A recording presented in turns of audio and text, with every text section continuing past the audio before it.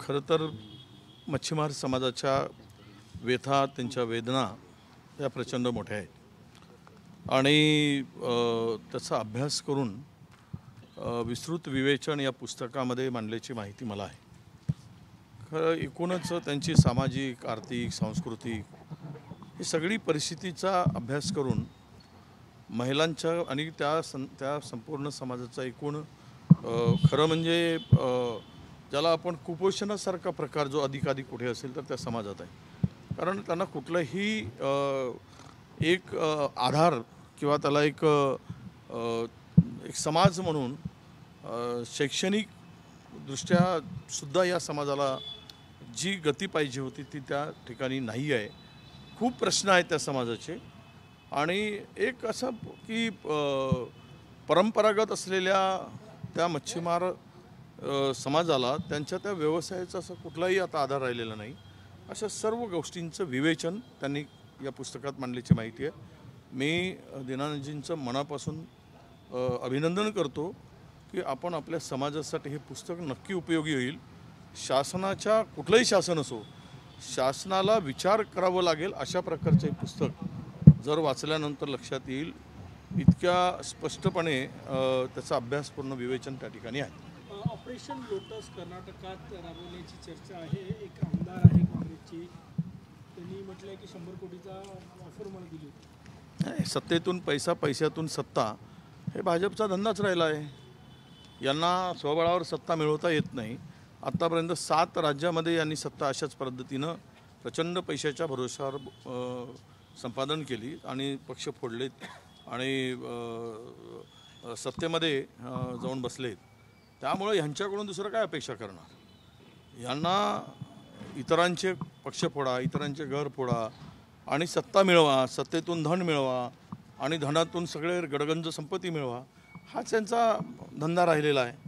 पण मला पूर्णतः विश्वास आहे की हे सगळे प्रयोग आता यांची लोक चालू देणार नाही. कारण ही सरकारला कुठे दिल्लीत बहुमत आहे. 235 वर अडकलेलं हे सरकार आहे. त्यामुळे हे कधी ना कधीतरी जाईलच. हे 5 वर्षाचा कार्यकाळ पूर्ण करणारं मोदींचं सरकार नसेल. दुसऱ्यांच्या कुबड्यावर हे सरकार आत्ता आहे. हे स्थिर सरकार आहे असं म्हणता येणार नाही. त्यामुळे त्यांनी जो नेहमी CBI, ED, धन संपत्तीचा वापर करून हे धंदे आता बंद करावेत. लोकांच्या मताचा अनादर करता कामा नये. लोकशाहीमध्ये शेवट मतदान करणारा मतदाता आहे जो त्या विचारांनी देतो. त्याला पैशाने विकत घेऊन पक्ष फोडणंही चुकीचं आहे. छत्रपती संभाजीनगरला भाजपने आंदोलन केलं आदित्य ठाकरेच्या कार्यक्रमात. इथे काल मुरुडच्या कार्यक्रमात उभाठणी केलं होतं. आज आदित्यच्या कार्यक्रमात भाजपने आंदोलन केलं. तर ही संस्कृती नाही खरं म्हणजे महाराष्ट्रामध्ये. याची आपण पाहतो आहोत. कोणी कोणावर सुपाऱ्या फेकतो, कोणी कोणावर काही करायची गरजच नाही. नारळ फेकतो हे पद्धत नाही. आता हा जो नवीन राडा झालेला खरं तो महाराष्ट्रामध्ये एक नव्या दिशेनं महाराष्ट्रात घेऊन चाललेला आहे. याला जबाबदारच भाजप आहे. सत्ता मिळवण्याच्या हव्यासपोटी कुठल्याही स्तराला जायचं हे भाजपला आता त्यांची सत्ता आहे. आता आपण पाहतोय देशातल्या गल्लीपासून दिल्लीपर्यंत सत्ता त्यांची आहे. आता सकल हिंदू समाजाचे मोर्चे काढून मतांचं राजकारण सुरू झालं आहे. देशामध्ये आपला हिंदूची संपूर्ण संस्था आपल्या ताब्यात आहेत. तर बांगलादेशमध्ये झाला म्हणून आपला निषेध नोंदवण्यासाठी आपण काम केलं पाहिजे. आपल्या भावना प्रगट करणं इथपर्यंत ठीक आहे. पण त्यातून उद्रेक होईल अशा प्रकारचे भाषणं करणं आणि सामाजिक समरसता बिघडवणं, धर्मामध्ये तेढ निर्माण करणं हे कुठल्या धाईच्या संस्कृतीत मोडते. काही ठिकाणी दंगली झाल्यात याच्यामुळे. काल बोंडेंचं भाषण भडकाऊ होतं. बंदुका काढण्याच्या भाषा करतात. तर ही जी भाषा आहे हे महाराष्ट्र देशाला परवडणारी नाही. खरं तर मूलभूत प्रश्नापासून बाजूला नेण्यासाठी या प्रकारचे धंदे हे राज्यातलं सरकार असेल की केंद्रातलं सरकार असेल, कारण राज्य खड्ड्यात गेलेलं आहे, देश खड्ड्यात गेलेला आहे, कर्जबाजारी झाला आहे, प्रचंड पैशाची लूट मित्रांना चाललेली आहे. हा देश लुटूनच मित्राला देत आहेत आणि त्यामध्ये तिकडे लक्ष जाऊ नये. खाजगीकरणातून पूर्ण देशाची वाट लावली. सर्व संस्था खाजगीकरणाच्या माध्यमातून देण्याचं काम झालं आहे. विमानतळं गेलीत, रेल्वे सुरू झालेत, सगळ्या जेवढ्या काही इन्स्टिट्यूट आहेत केंद्र सरकारच्या संस्था आहेत त्या घशात घालण्याचं काम सुरू झालेलं आहे. देशामध्ये देश पूर्णतः बर्बाद करून ही लोक कधी पलायन करतील याचा भरोसा नाही. अशी प्रवृत्ती या देशामध्ये आहे आणि राज्यातही आहे.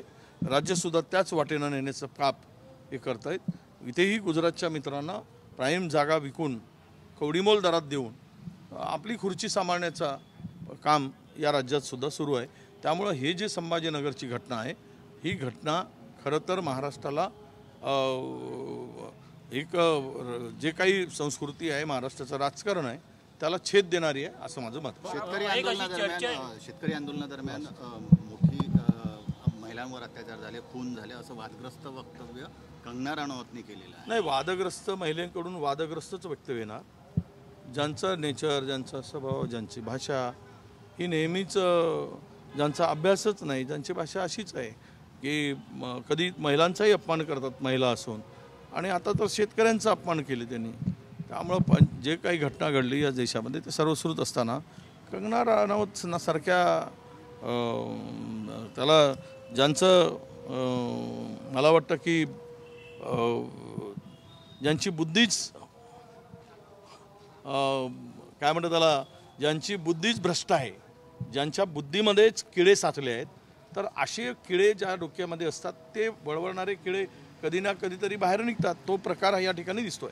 एक अशी एक चर्चा आहे की कुठेतरी अनिल देशमुख यांना देवेंद्र फडणवीस यांच्या विरोधात त्यांच्या मतदारसंघात लढवलं जाईल, कितपत तथ्य आहे?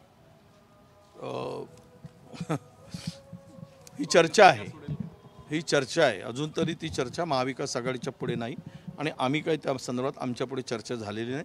महाविकास आघाडीची चर्चा आता 27 लावण्यावरती. उद्या खासदारांचा आमच्या नांदेडच्या मृत्यू झाला आहे, त्यांच्या त्या आमचे खासदार गेले, ते फार खरं तर त्यांचा दुर्दैवी मृत्यू झाला. ते एक अत्यंत वेदनादायक आहे. एक प्रामाणिक माणूस, पक्षाशी समर्पित माणूस, संकटाच्या काळामध्ये पक्षाला उभं करणारा व्यक्तीचं त्या ठिकाणी मृत्यू झाला आहे.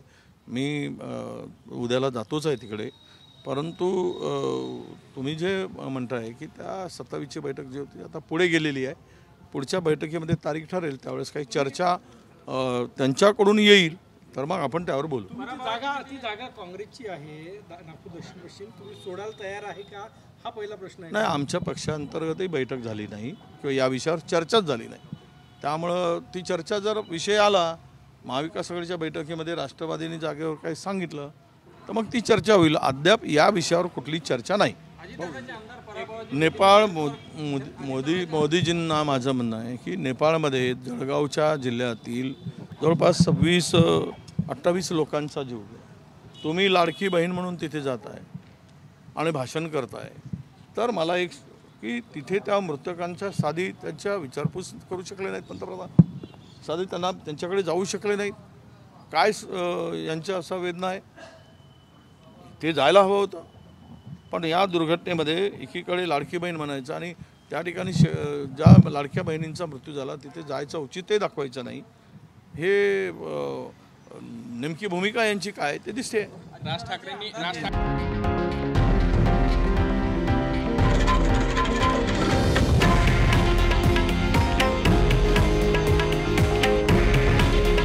हे आहे देशातील नंबर 1 न्यूज नेटवर्क आणि आपण पाहत आहात TV9 मराठी. काळजी तुमची, हित महाराष्ट्राचं.